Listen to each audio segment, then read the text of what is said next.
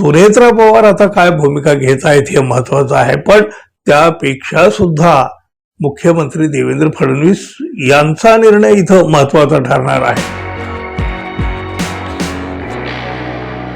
मित्रहो, राज्य विधिमंडळाचं अधिवेशन जवळ आलं की कुठल्या ना कुठल्या मंत्र्याच्या राजीनाम्याची चर्चा सुरू होते. अजित पवार यांच्या राष्ट्रवादीच्या 2 मंत्र्यांच्या दांड्या तर आधीच उडालेल्या आहेत.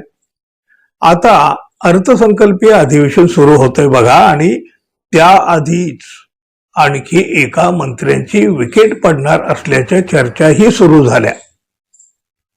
महायुती सरकारमधले धनंजय मुंडे, माणिकराव कोकाटे यांना मंत्रिपदाचा राजीनामा द्यावा लागलेला होता, आणि आता अन्न आणि औषध प्रशासन मंत्री नरहरी झिरवळ यांची विकेट जाण्याची चर्चा रंगलेली आहे.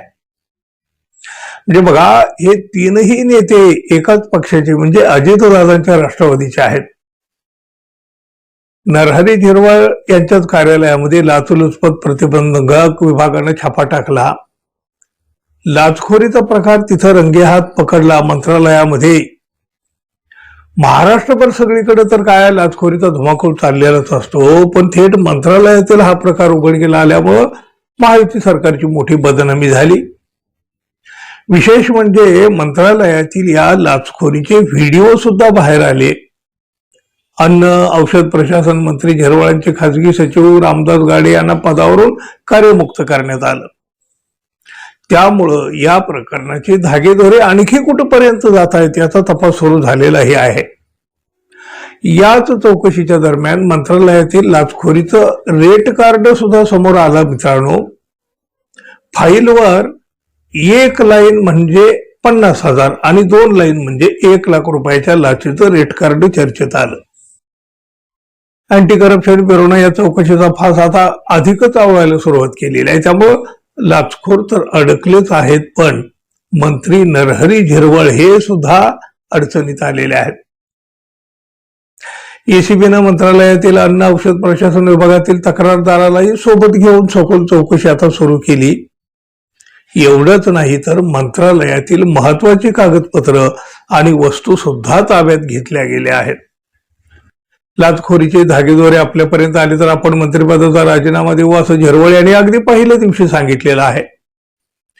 याआधी सरपंच संतोष देशमुख हत्या प्रकरणी कराड कनेक्शन समोर आल्यावर धनंजय मुंडे यांना राजीनामा द्यावा लागला होता, आणि त्यांच्यानंतर नाशिकमध्ये बोगस कागदपत्राच्या माध्यमातून घरं लाटल्या प्रकरणी न्यायालयानं दोषी ठरवल्यामुळं माणिकराव कोकाटे यांचं मंत्रिपद गेलं. आणि आता अर्थसंकल्पीय अधिवेशनाच्या तोंडावर मंत्रालयातील लाचखोरीचा प्रकार समोर आल्यामुळं झिरवळांचं मंत्रिपद जाण्याची शक्यता वर्तवली जाते. राजीनाम्याची टांगती तलवार त्यांच्यावर लटकलेलीच आहे. त्यामुळं महायुतीचं सरकार आल्यानंतर एक साधारण वर्षभरातच अजित पवारांच्या राष्ट्रवादीची ही 3री विकेट पडण्याबाबत चर्चा सुरू झालेली आहे. आता अजित पवार नाहीत, त्यांची जागा सुनेत्रा पवार यांनी घेतलेली आहे. त्यामुळं सुनेत्रा पवार आता काय भूमिका घेत आहेत हे महत्वाचं आहे, पण त्यापेक्षा सुद्धा मुख्यमंत्री देवेंद्र फडणवीस यांचा निर्णय इथं महत्वाचा ठरणार आहे.